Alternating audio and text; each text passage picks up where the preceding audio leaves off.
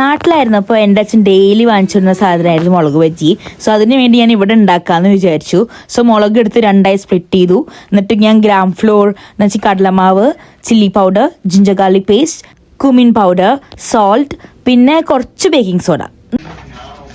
2000 years നല്ല later. തിക്ക് consistency ആവണ വരെ ഇത് മിക്സ് ചെയ്ത് കൊടുക്കണം. എന്നിട്ട് നമ്മൾ പാൻ എടുത്തു, അതിൽ അത്യാവശ്യത്തിനുള്ള എണ്ണ ഒഴിച്ചു. ലൈക്ക് 2 സൈഡും നമുക്ക് നന്നായി ഫ്രൈ ചെയ്ത് കിട്ടണം. 2 സൈഡും ഗോൾഡൻ ബ്രൗൺ ആകുമ്പോൾ നമുക്ക് എണ്ണയിൽ നിന്ന് എടുക്കാം. എന്നിട്ട് നമുക്ക് ഫേവറേറ്റ് ആയ ചട്നിയും ചമ്മന്തിയും കൂടി ഇത് കഴിക്കാം.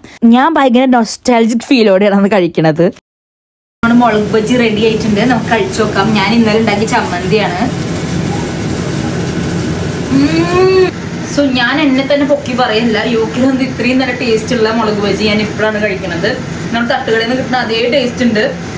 നിങ്ങൾ എന്തായാലും ഒന്ന് ട്രൈ ചെയ്ത്. If you like this video, please do follow, subscribe my channel. So bye guys.